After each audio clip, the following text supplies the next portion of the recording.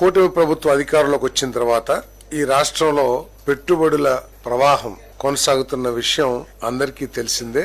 ఎందుకంటే ఎన్ని పెద్ద పెద్ద దిగ్గజాలు, కార్పొరేట్ దిగ్గజాలు మన ఆంధ్రప్రదేశ్ కు వచ్చి ప్రభుత్వంతో, ముఖ్యంగా ముఖ్యమంత్రి గారు లోకేష్ గారితో మీటింగ్ ఏర్పాటు చేసుకుని వాళ్ళు అగ్రిమెంట్ చేసుకుంటూ అన్ని కూడా చూస్తా ఉన్నారు. ఈ కూటమి ప్రభుత్వం అధికారులకు వచ్చిన తర్వాత 34 ప్రాజెక్టులు 6,78,345 కోట్ల రూపాయల పెట్టుబడులకి అగ్రిమెంట్ చేసుకున్నారు. ఈ పెట్టుబడుల ద్వారా 4,28,705 జాబ్స్, ఉపాధి అవకాశాలు, ఉద్యోగ అవకాశాలు ఈ రాష్ట్ర యువత యువకులకి అందుబాటులోకి వస్తాయని చెప్పేసి మనవి చేస్తాను. ముఖ్యమంత్రి గారు అగాధంలో నెట్టబడిన ఈ రాష్ట్రాన్ని అభివృద్ధి పదంలోకి తీసుకురావటానికి, భవిష్యత్ ఆగమ్య గోచరంగా మారిపోయిన యువతీ యువకులకు మంచి ఉద్యోగ అవకాశాలు కల్పించాలనే లక్ష్యంతో ఆయన అహర్నిశలు కష్టపడి మరి ఈ పెట్టుబడులన్నీ కూడా తీసుకురావడం జరిగిందని చెప్పేసి మనవి చేస్తాను.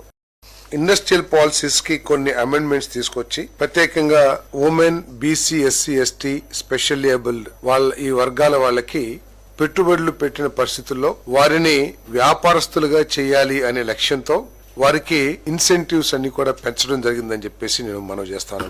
దానికోసం మరి అమెండ్మెంట్ తీసుకురావడం జరిగింది పాలసీస్ లో. ఇంతకు ముందు 35% మాత్రమే క్యాపిటల్ సబ్సిడీ ఇచ్చేవాళ్ళు. దాన్ని 45% కి FC and fixed capital investment కి క్యాపిటల్ సబ్సిడీగా ఇవ్వడం జరుగుతుందని చెప్పేసి నేను మనవి చేస్తాను. అంతేకాకుండా ఈ ట్రాన్స్పోర్ట్ బిజినెస్ వాళ్ళు కూడా లాజిస్టిక్స్ ఇది ఇంతకు ముందు మ్యానుఫ్యాక్చరింగ్ యాక్టివిటీస్ కి మన ఇన్సెంటివ్స్ ఇస్తే ఇప్పుడు లాజిస్టిక్స్ కి, ట్రాన్స్పోర్ట్ కూడా 45% సబ్సిడీ ఇవ్వాలని, అది మాక్సిమం 75 lakhs కి ఇవ్వాలని చెప్పేసి నిర్ణయం తీసుకోవడం జరిగిందని చెప్పేసి మనం చేస్తాం. ఈ ఇన్సెంటివ్స్ అన్ని కూడా కొత్తగా పెట్టుబడి పెట్టే SC, ST, BC, minority, women entrepreneurs కి సంబంధించిందని చెప్పేసి కూడా తెలియజేస్తూ పాత వాళ్ళకి మరి 40% మాత్రమే ఇవ్వడం జరుగుతుందని చెప్పేసి కూడా మనం చేస్తాం. దాంతో పాటు ఇంతకు ముందు ఎస్సీ, ఎస్టీ ఎంటర్‌ప్రెన్యూర్స్ కి కేవలం 50% subsidy, maximum limited to 20 lakhs land cost మీద సబ్సిడీ ఇచ్చేవాళ్ళు.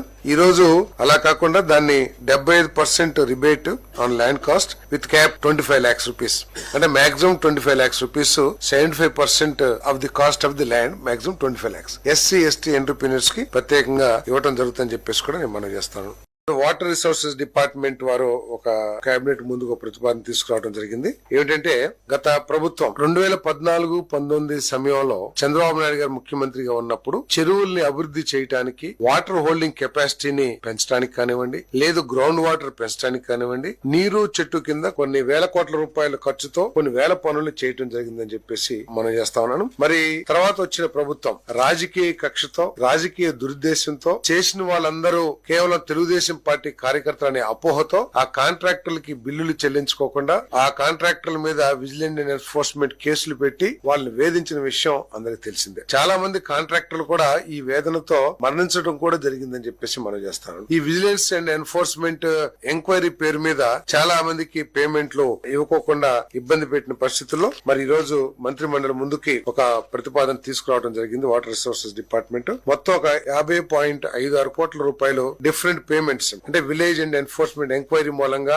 ఆగిపోయిన పేమెంట్స్ కానివ్వండి, లేదు ఏదో డిపార్ట్మెంట్ తో సెటిల్మెంట్ చేసుకుని 20% వద్దని చెప్పేసి ఆ నెగోషియేషన్ ద్వారా ఫైనలైజ్ అయిన అమౌంట్ కానివ్వండి, అదే విధంగా కొంతమందికి జిఎస్టీ లేదని చెప్పేసి పేమెంట్ ఆపేశారు. కొంతమంది చనిపోవటం మూలంగా అటువంటి వాళ్ళు 123 కాంట్రాక్టులకు సంబంధించిన కాంట్రాక్టర్ జిఎస్టీ లేదని 7.25 కోట్లు ఆపేయడం జరిగింది. అదేవిధంగా 61 కాంట్రాక్టులకు సంబంధించి కాంట్రాక్టర్లు చనిపోయిన వాళ్ళ లీగల్ హెయిర్స్ కి జిఎస్టీ లేదని చెప్పేసి 4.5 కోట్లు. ఈ విధంగా వీళ్ళందరికీ కూడా పేమెంట్లు ఆపేయడం జరిగింది. వారందరికీ కూడా పేమెంట్లు ఇవ్వాలి, పనులు జరిగినాయి, తద్వారా నీటి గ్రౌండ్ వాటర్ కానివ్వండి, ఆ ప్రాంతానికి సాగునీటి వసతులు కానీ మెరుగైనవి అని చెప్పేసి ప్రతిపాదన చేయడం జరిగింది. ఆ పేమెంట్ అన్ని కూడా ఇవ్వటమే కాకుండా దాదాపు 386 ఇంజనీర్స్ ని కానీ లేకపోతే వాటర్ రిసోర్సెస్ డిపార్ట్మెంట్ లో ఉన్న అధికారుల్ని సస్పెన్షన్ గురి చేయటమో లేకపోతే రకరకాల డిసిప్లినరీ యాక్షన్స్ తీసుకున్నారో అవన్నీ కూడా విత్డ్రా చేయడానికి వచ్చిన ప్రతిపాదనని మంత్రి మండలి ఆమోదించిందని చెప్పేసి మనం చేస్తాం.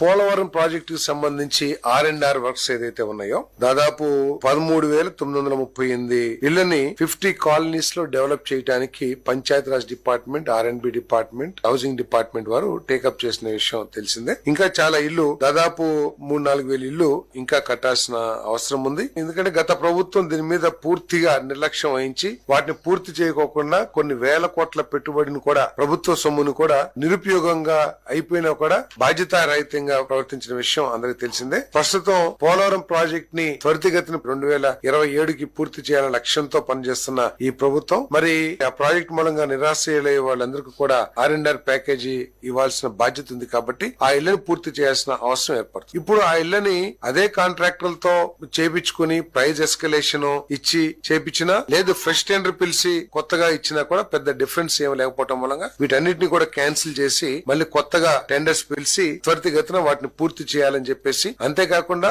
ఎవరైతే నిరాశ్రయులు ఆ కాలనీస్ కు తీసుకురాబడతారో వాళ్ళకి కావాల్సిన సోషల్ ఇన్ఫ్రాస్ట్రక్చర్ కూడా ఏర్పాటు చేయాలని చెప్పేసి ముఖ్యమంత్రి గారు సూచించడం జరిగింది. అంటే స్కూల్స్ కానివ్వండి, లేకపోతే టెంపుల్స్ కానివ్వండి, అన్ని వసతులు అంటే ఎట్టి పరిస్థితుల్లో కూడా వారు ఇబ్బంది పడుకోకుండా కొత్త కాలనీస్ కు వచ్చిన తర్వాత ఉపాధి పరంగా కానివ్వండి, లేకపోతే సోషల్ ఇన్ఫ్రాస్ట్రక్చర్ కానివ్వండి, ఎటువంటి ఇబ్బంది లేకుండా ఉండే విధంగా చర్యలు తీసుకోవాలని చెప్పేసి కూడా ముఖ్యమంత్రి గారు సూచించేయడం జరిగిందని చెప్పేసి మనం చేస్తాం.